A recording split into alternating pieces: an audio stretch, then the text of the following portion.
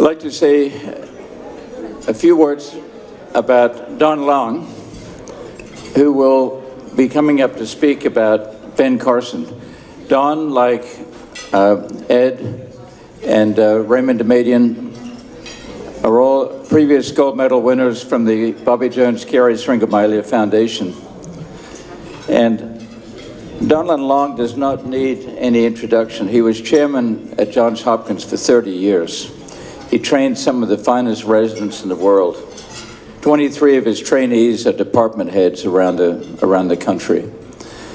But beyond his 280 manuscripts, 115 book chapters, 10 books that he wrote, et cetera, he's recognized as one of the finest people in neurosurgery. And Ben Carson will tell you what a great gentleman he is. Kindness, integrity, superb intelligence. His beautiful wife, Harriet, knew him in high school. They were high school sweethearts. She referred to him as the brain. And he knows more neurosurgery now, or forgotten more than I've ever learned, could ever hope to learn. He is a incredible repository of neurosurgery, but more than that, he's one of the finest gentlemen I've ever met. And so, Don Long, would you be so kind to come up and talk about Ben Carson?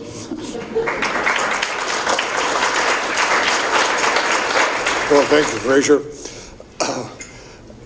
It's easy to introduce someone that everybody already knows. I don't need to tell you that Ben Carson began in a very disadvantaged situation in the ghettos of Detroit. In that disadvantaged situation, he had a great advantage you may not know about, however, and that was a mother who, while not educated herself, recognized the importance of education for her children and made certain that Ben and his brother were able to take advantage of what is available in this country. That's why he came from Yale and Michigan to Johns Hopkins. One can hardly say that's disadvantaged in any way. I don't need to tell you about his many New York Times bestsellers. You may not know that he was the most sought after graduation speaker in the history of the United States. No one has given more graduation speeches than Ben.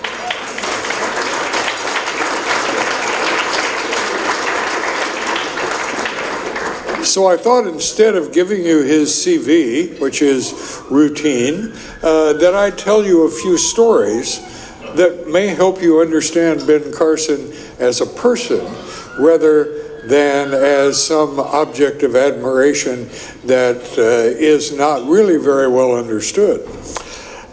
When Ben came as a resident candidate, he didn't ask the usual questions. He didn't ask, how many days will I be on call every month? He didn't ask how many weekend days I have off. He didn't even ask his salary. He didn't want to know what his research opportunities were. Ben wanted to know how he could continue taking some time off during the school day week so that he could go to local schools and help them understand how important education would be for them in the future. That's unique among all the resident candidates that I ever interviewed. A little later on in his training program, once he was accepted, Ben was busy with his extracurricular activities, but he still found plenty of time to do everything and do it well. And as I said, later in his program, the NIH had a new specialized program for minority trainees in medicine. It was a career development award, and I read about it, and I called Ben into the office, and I told him how easy it was going to be for him to get it. It would be just no problem at all. He didn't even have to write anything down. They'd give it to him whether he really made an application or not. I finished my spiel, and Ben looked at me very coolly across the table and said, "Dr. Long, that's the only insulting thing you've ever said to me." A little later in his training program, just as he was finishing, Johns Hopkins opened the Adolph Meyer building, in which we combined neurosurgery, neurology, and psychiatry for the first time, I think, at least to my knowledge, anywhere in the world. And Ben was a part of the opening celebration. For that celebration, I invited about 20 young neurosurgeons from around the world whom I thought would be the leaders in the field in the next 25 years. One of them was Bryant Stokes from Perth, Australia, the University of Western Australia. Ben was especially attracted to Bryant and Bryant to Ben, and at the end of the week, Bryant came to me and said, "Don, I must have that Carson lad for a year after he finishes training with you. It will be good for him, but more than that, he and his wife and I are going to integrate Western Australia." And I have it on good authority that in fact they did.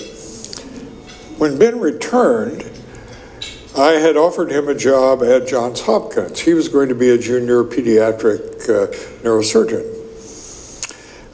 By the time he got back, the head of neurosurgery, Dr. Melvin Epstein, had moved to Brown as chair of neurosurgery. And so I talked to Ben. I said, "Should we recruit a more senior neurosurgeon to help you with your training? Or would you like to take on this position even at your young age?" Ben didn't hesitate for a second. He accepted the challenge immediately, and within a very short period of time had become one of the best known neurosurgeons in pediatrics in the world. He later then, as you know, became the best known neurosurgeon in the world. I don't think there's even a close competitor. When I interviewed Ben for this position, however, as was required by Johns Hopkins, because I had to offer him all of the details of the Hopkins contract, Ben wasn't interested at all, just as he wasn't when he was a resident. He wanted to know if he could have a day off to go continue his visits to local schools. Of course, I agreed, and Ben was so successful with this that later on in his career, when his time was so precious that he simply couldn't take a day off for the schoolwork, the local schools bused the students to him, to Johns Hopkins, so that the students could have the opportunity to meet this great role model. Really remarkable. I'll conclude my introductions by saying that later in his career, Ben was a well-established, active pediatric neurosurgeon, well-known throughout the world. Ben came by one day and asked for 15 minutes in our staff meeting that night so that he could present a new idea that he had. He wanted to have scholarships, and he wanted these scholarships because he had spoken at many graduations, and he had noted that the only people honored ever were athletes, and that scholars simply were ignored. No one talked about scholarship, and he felt that there should be awards that would be helpful in the future education and at the same time place scholastic achievement on a par with athletic achievement at least. Well, Ben explained this to me and it sounded really very good, and so I volunteered that Harriet and I would fund another scholarship for him so he would have two. He made the presentation to the staff. I don't think anyone gave him any money, but everybody thought it was a good idea. Frankly, nobody thought he could do it. And I was a bit skeptical that it would amount to much of anything. Last week, Harriet talked to Amy Warner, who's the executive director of the Carson Scholar Program, and learned that the Carson scholarships now have reached 10,020 in the United States.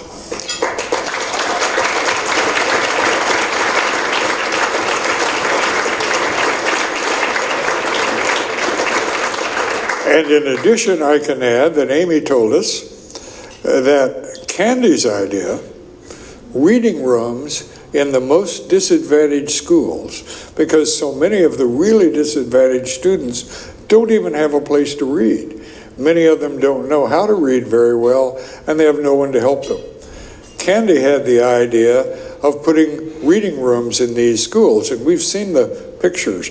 They're very attractive, lots of books, comfortable chairs, nice work tables, and volunteers who are there to help students understand what pleasure there is in reading and how to do it.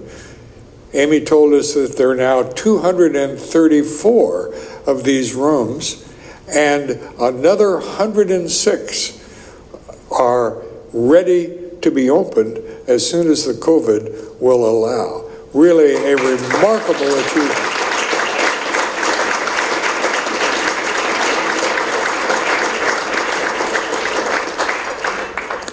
And I will add that Ben is defined by a number of other characteristics as well.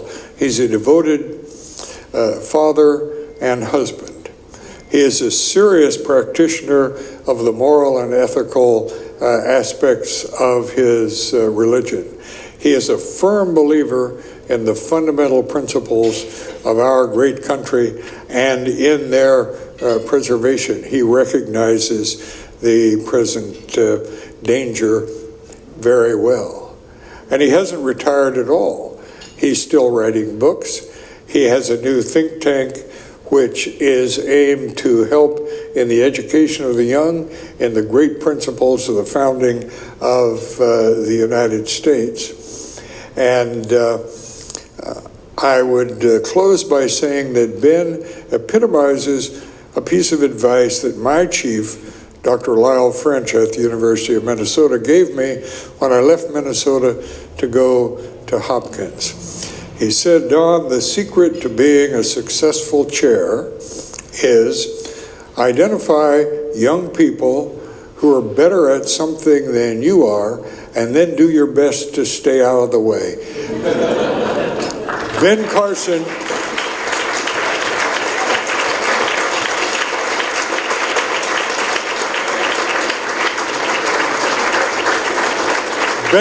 is the epitome of that advice.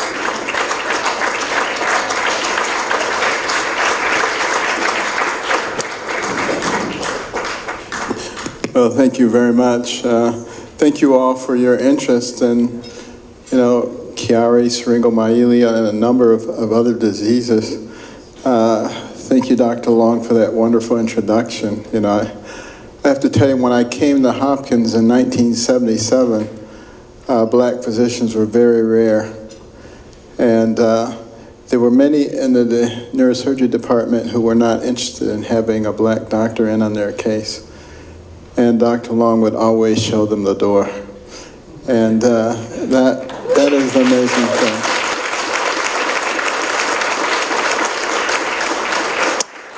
But, for me, medicine was always something that attracted me as a youngster. Whenever there was something on the radio or television about medicine, I was there like a magnet. I even liked going to the doctor's office, I would gladly take a shot just so I could smell those alcohol swabs. That was great. But, I wanted to be a missionary doctor at first because, they seem like the most noble people in the world, traveling all over at great personal sacrifice to bring mental, physical, and spiritual healing to people. And I decided at age 8 that I would become a missionary doctor. And that was my dream until I was 13. At which time, having grown up in dire poverty, I decided I'd rather be rich. So at that point, missionary doctor was out and psychiatrist was in. Now, I didn't know any psychiatrists, but they seemed like rich people on TV. You know, they drove Jaguars, they lived in their fancy mansions, they had big plush offices, and all they had to do was talk to crazy people all day. And it seemed like I was doing that anyway, so I said, this is going to work out extremely well. And I started reading Psychology Today, and everybody brought me their problems. I would sit them down and stroke my chin, say, tell me about your mama. And majored in psychology at college, and I was all gung-ho. I had fantastic professors like Anna Freud, the daughter of Sigmund Freud. I was really into all this psychoanalysis. And but when I got to medical school, I was just fascinated with what the neurosurgeons could do. And the presentations, and I just said, this is amazing. And I started switching my allegiance, and I wanted to become a neurosurgeon. And some people tried to discourage me. At that point, there had only ever been 8 black neurosurgeons in the world. But I'll tell you a secret, God does not dispense talent based on race. And